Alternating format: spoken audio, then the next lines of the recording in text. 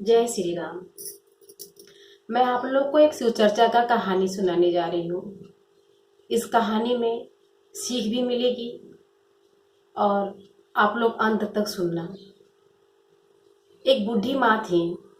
उस बूढ़ी माँ के दो लड़के थे और दोनों की शादी हो गई थी। उनकी बहू भी आ गई थी। जैसा वो बहू चाही वैसा बहू आई। अब सब लोग अपने परिवार में सुखी थे। और बूढ़ी माँ क्या करती थी कि अपने शिव चर्चा में उनका बहुत ध्यान था। भजन कीर्तन किया करती थी। और एक दिन बैठे बैठे वो सोची कि अब तो मेरे पास सब कुछ भगवान ने दिया है। बेटों का भी शादी हो गया है, बहू भी आके घर संभालने लगी है। तो अब मैं सोचती हूँ कि क्यों ना शंकर भगवान में ध्यान लगाऊं, शिव गुरु में ध्यान लगाऊं। अब मुझे क्या करना है, बुढ़ापा आ गया है और सब कुछ हमारे पास भगवान ने दिया ही है, धन दौलत, कोई चीज की कमी नहीं है। तब वो बूढ़ी माँ अपना शिव चर्चा में ध्यान लगाने लगी। कहीं भी भजन कीर्तन का न्योता आता था तो चली जाती थी। फिर ऐसे ही करते करते कुछ दिन बीता। फिर उसके बाद उनका बड़ा बेटा पूछता है, माँ तुम इतनी भाव भक्ति करती हो तो अब तुम्हारे मन में क्या आस है, क्या चाहती हो तुम? अरे आप भाव भक्ति करती हो तो कुछ भी तो आपके मन में इच्छा होगा मांगने के लिए भगवान से। तो माँ कहती है, बेटा तूने ये बात तो बहुत बढ़िया पूछा, लेकिन मेरे मन में कोई आस नहीं है प्रभु से।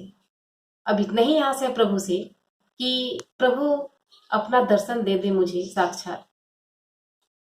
तो बेटा बोला, ये तो बहुत अच्छी बात है माँ, लेकिन माँ यहाँ कहाँ आपको शिव शंकर भगवान मिलेंगे, शिव गुरु मिलेंगे?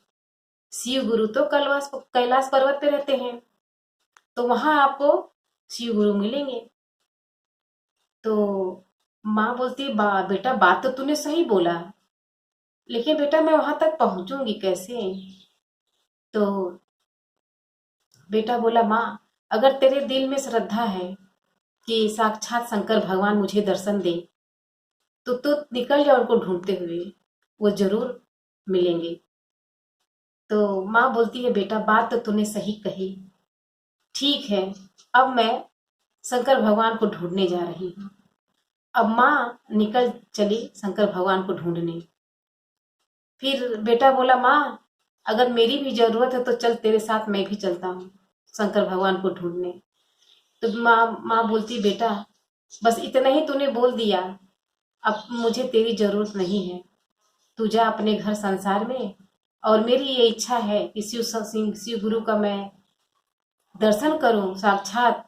तो अब मैं उनको खुद ही ढूंढूंगी। तो ये कह करके बूढ़ी अपना चल दी, बुढ़िया माँ।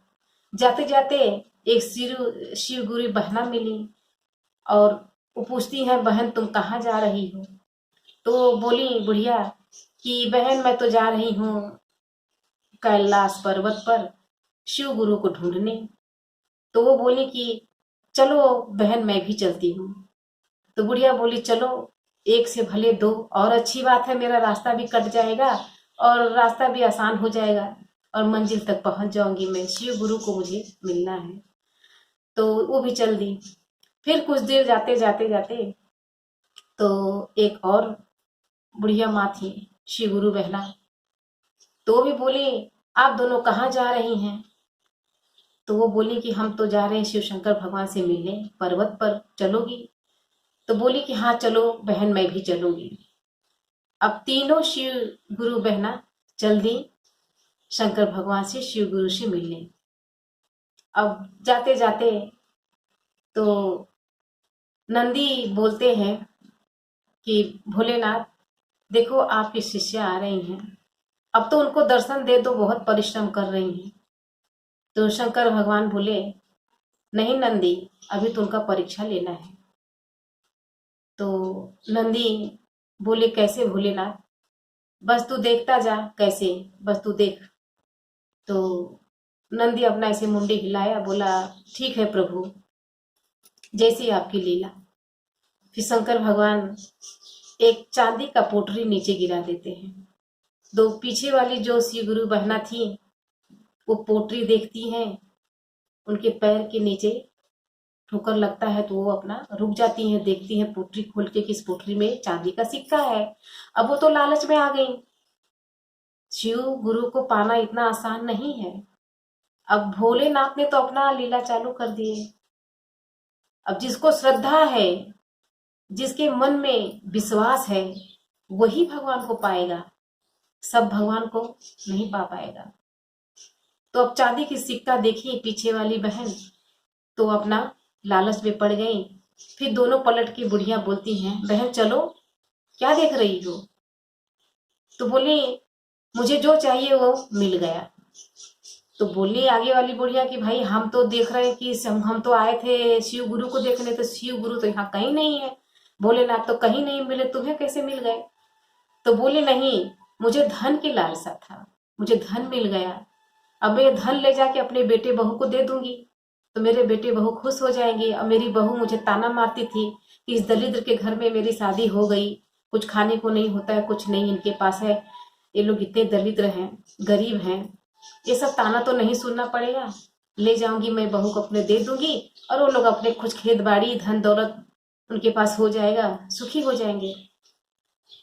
अब वो पीछे वाली गुरु बहन चल दी अपनी। फिर इसके बाद कुछ देर जाते जाते शंकर भगवान ने एक सोने की सिक्का नीचे गिराए। अब जो पीछे वाली दूसरी बहन थी तो वो अपने उनके पैर के नीचे ठोकर लगा, तो वो भी अपना गठरी उठा ले सोने का सिक्का खोल के गठरी देखने लगी। वो भी लालच में आ गई, तो वो भी अपना सिक्का लेके, और फिर आगे वाली जो बुढ़ी थी वो बोली, अरे बहन चलो, तुम क्यों रुक गई? तो बोलती है, जो मुझे चाहिए था वो मुझे मिल गया।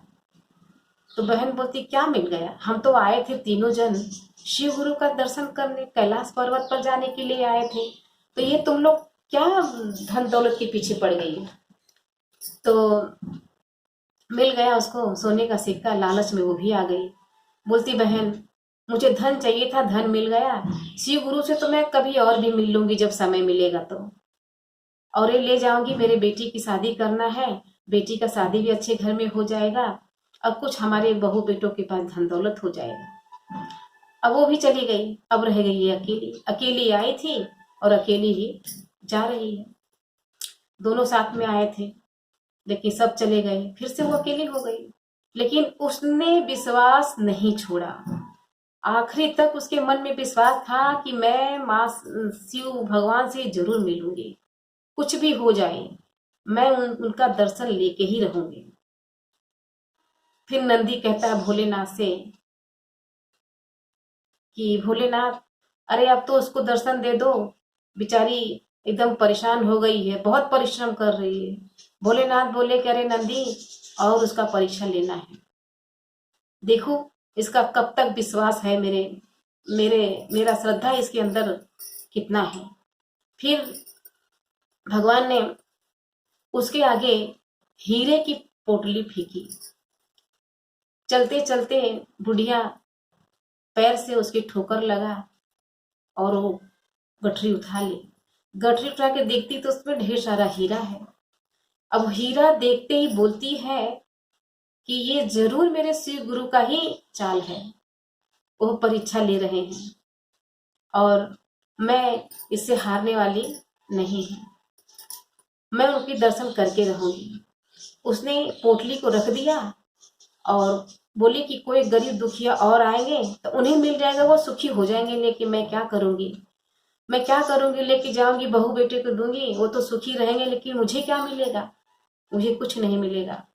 और मैं शिव भगवान की भक्त हूं, मैं उनका दर्शन पाके रहूंगी। फिर शंकर भगवान ने थोड़े देर में इतनी बारिश, इतनी तूफान लाए कि मतलब ये देखो इससे भी हट जाती है, घर अपने लौट जाती है। लेकिन बुढ़िया माँ उससे भी नहीं घबराई, एक कोने में बैठ गई, लेकिन घर नहीं लौटी। फिर वो कैलाश पर्वत पर पहुंचती हैं, शिव गुरु की, शंकर भगवान भोले बाबा के दर्शन करती हैं और कहती हैं, हे बाबा, मुझे यही यही कैलाश पर्वत पे कहीं एक जगह मुझे जगह दे दो ताकि मेरा जीवन उद्धार हो जाए। शंकर भगवान कहते हैं कि तुमको और किसी चीज का लालसा नहीं है, तुम्हें कुछ चाहिए नहीं। तो माँ बोली कि मुझे कुछ नहीं चाहिए, आपका दिया हुआ मेरे पास सब कुछ है और मेरा मन भरा हुआ है। तो सिर्फ मुझे यहीं आप अपने चरणों में जगह दे दीजिए कि ताकि मैं आपका पूजा पाठ करती रहूं और यहीं मेरी मुक्ति मिल जाए। शिव भगवान यही उनको आशीर्वाद देते हैं और बूढ़ी माँ वहीं रह जाती है, लौट के घर नहीं आती है। तो ऐसा है शिव चर्चा का कथा। और ऐसे है भोलेनाथ, भोलेनाथ के मन में बहुत दया है। अगर श्रद्धा से भक्ति से आप लोग भी उनको पूजा करें, शिव चर्चा करें, श्रद्धा से शिव चर्चा करें, तो भगवान आपकी भी सुनेगा, आपकी भी हर दुख दूर करेगा। बोलो हर हर महादेव, घर घर महादेव। जय शिव शंकर भगवान, जय शिव गुरु।